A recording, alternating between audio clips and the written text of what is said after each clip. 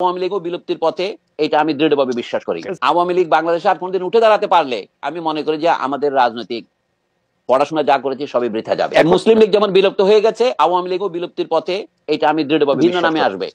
আমি শুনেছি আওয়ামী লীগের কোন এক নেতা, মানে প্রথম শ্রেণীর নেতাদের একজন বলে কি আওয়ামী লীগ এখন জনগণের কাছে মাপ চাইতে প্রস্তুত, কিন্তু মাপ তো তাদের নেত্রী চাইতেছে না। মানে চাইলেও আমাদের খুনের অপরাধের কোনো মার্জনা হয়। আওয়ামী লীগ বাংলাদেশে আর কোনদিন উঠে দাঁড়াতে পারলে আমি মনে করি যে আমাদের রাজনৈতিক পড়াশোনা যা করেছি সবই বৃথা যাবে। গণতন্ত্রই হচ্ছে ধর্মের গ্যারান্টি।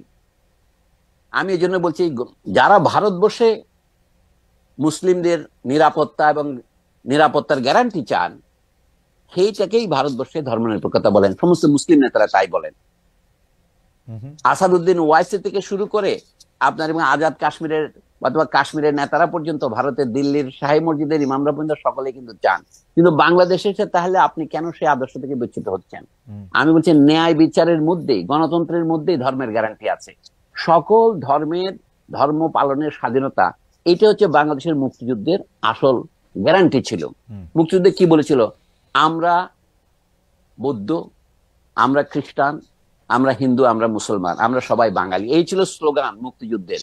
কিন্তু মুক্তিযুদ্ধের পরে আমাদের সংবিধানের যে জিনিসটা পরিবর্তন করা দরকার, আপনি জিজ্ঞাসা করেছেন তাই বলছি, বাংলাদেশের অধিবাসীগণ বাঙালি বলে পরিচিত হইবেন, এটা কিন্তু মুক্তিযুদ্ধের চেতনার পরিপন্থী। বাংলাদেশের অধিবাসীগণ বাঙালি এবং অবাঙালি নির্বিশেষে বাংলাদেশের জনগণ বলে পরিচিত হইবেন। অসুবিধাটা কি? আর সংবিধান নিয়ে আমাদের বন্ধুরা অনেকে না বুঝে অনেক ধরনের অপকথা বলছেন। যেমন আমাদের বামপন্থী বন্ধুরা বলছেন যে এই সংবিধানের যে নাম আছে, মানে সরকারের অথবা দেশের নাম কি? গণপ্রজাতন্ত্রী বাংলাদেশ সরকার। সুতরাং গণপ্রজাতন্ত্রী বাংলাদেশের সংবিধান।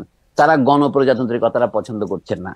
এখানে আনিসুজ্জামান সাহেবরা যারা বাংলায় লিখেছেন, তারা এখানে একটা ঐতিহাসিক ভাবে একটা আমি পক্ষপাতিত্বের পরিচয় দিয়েছিলেন। সেটাকে গণপ্রজাতন্ত্রকে তারা এক শব্দ বানাইছে, জার্মানের মতো এবং সংস্কৃতের মতো। কিন্তু বাংলা ভাষাতে জার্মান এবং সংস্কৃত থেকে মুক্ত হয়েছে। গণ এবং প্রজাতন্ত্রী যে দুটো আলাদা শব্দ, সেটা তারা করেননি।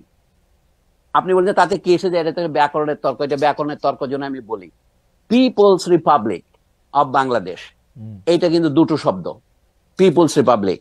তো বাংলাদেশে গণ এবং প্রজাতন্ত্র আলাদা করলে অসুবিধা কি? অসুবিধা নেই, এইটাই হলো বাংলা ভাষার নিয়ম। সংস্কৃত হলে গণপ্রজাতন্ত্রী হবে। আনিসুজ্জামানদের বায়াস ছিল সংস্কৃতের প্রতি।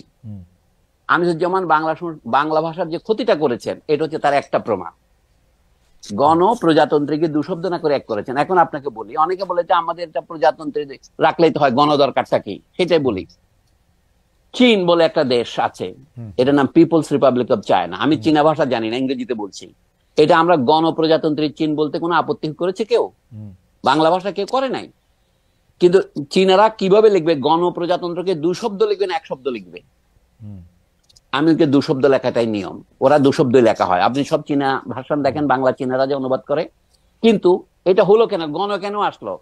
তাইওয়ান, যেটা তথাকথিত জাতীয়তাবাদী চীন নামে পরিচিত ছিল, সেটা আছে পাকিস্তানের একটা সেকুলার ডেমোক্রেটিক রাষ্ট্র, বা আপনি লিবারাল কথাও যোগ করতে পারেন। তিনি কোথাও ইসলামিক রাষ্ট্র প্রতিষ্ঠার কথা বলেননি। অথচ পাকিস্তানের 1956 সনে সংবিধান গ্রহণ করে 9 বছর পরে সেখানে কিন্তু এই মিথ্যা কথাটা দিয়ে শুরু করেছে যে মোহাম্মদ আলী জিন্নাহর ইচ্ছা অনুসারে এটা ইসলামিক রাষ্ট্র হলো। একইভাবে বাংলাদেশের সংবিধান রচনার বহু আগে 1971-এর 10 এপ্রিল বাংলাদেশের স্বাধীনতার যে ঘোষণাপত্র দেওয়া হয়েছিল, সেখানে বাংলাদেশের মূল আদর্শ হবে গণতন্ত্র, ধর্মনিরপেক্ষতা, সমাজতন্ত্র, জাতীয়তাবাদী, কথাগুলো লেখা ছিল? ছিল না। কিন্তু 1972-এ যখন সংবিধান গৃহীত হচ্ছে, তখন সেটাই মিথ্যা কথা দিয়ে শুরু করেছে যে এগুলো হচ্ছে বাংলাদেশের সংবিধান রচনার, এইগুলোর জন্য বাংলাদেশের মানুষ মুক্তিযুদ্ধ করেছে। না, মুক্তিযুদ্ধের আগের কোন দলিলে, আওয়ামী লীগের 6 দফায়, ছাত্র সংগ্রাম পরিষদের 11 দফায় এগুলি কোনো উল্লেখ ছিল না। শুধু উল্লেখ ছিল বৃহৎ শিল্প, পাট প্রভৃতি জাতীয়করণ করা হবে। আওয়ামী লীগ 11 দফাটা গ্রহণ করেছে শেষ মুহূর্তে, যেন বাংলাদেশের জনগণের মধ্যে যে সাম্যের যে আকাঙ্ক্ষা, সেটাকে খানিকটা নিজের পক্ষে টানার জন্য। এবং 1972-এর সংবিধানের যে প্রধান ত্রুটি, সেটা হচ্ছে সে মিথ্যা প্রিয়াম্বল দিয়ে সে শুরু করেছে। 71-এর 10 এপ্রিলের যে ঘোষণাপত্র, সেটা হচ্ছে বাংলাদেশের মুক্তিযুদ্ধের প্রকৃত ঘোষণাপত্র। অন্যগুলো ছিল কন্টিনজেন্ট, সাময়িক কথাবার্তা। মাঠের সেনাপতিরা কি বলেছেন অথবা অন্যান্য রাজনৈতিক নেতারা তাদের স্ব গ্রামে কি বলেছেন, সেটা ধর্তব্য নয়। বাংলাদেশের সরকার গঠিত হওয়ার আগে 10 এপ্রিল 17 এপ্রিল সরকার শপথ নিয়েছে, আমরা জানি পরের সপ্তাহে। তো এই সরকার ঘোষণা দিয়েছিল বাংলাদেশ গঠিত হবে 3টা বড় আদর্শকে ভিত্তি করে, যে জনগণের মধ্যে সাম্য, মানুষের মর্যাদা রাষ্ট্র দেবে এবং সমাজে সুবিচার প্রতিষ্ঠা হবে। এইগুলি ছাড়া, এগুলি কিছু অনুবাদ করে গণতন্ত্র, সমাজতন্ত্র, ধর্মনিরপেক্ষতা, জাতীয়তাবাদ বলেছে, এগুলি তো ভুয়া কথা। পরবর্তী এরশাদের সময়ে রাষ্ট্রধর্ম ইসলাম ঢোকানো হয়েছে, এখন এটা পরিস্থিতিকে জটিল করে তুলেছে। সমস্যা হচ্ছে বাংলাদেশে যদি ন্যায় বিচার প্রতিষ্ঠিত হয়, অর্থাৎ গণতান্ত্রিক শাসন ব্যবস্থা থাকে, বাকি সবগুলোর গ্যারান্টি।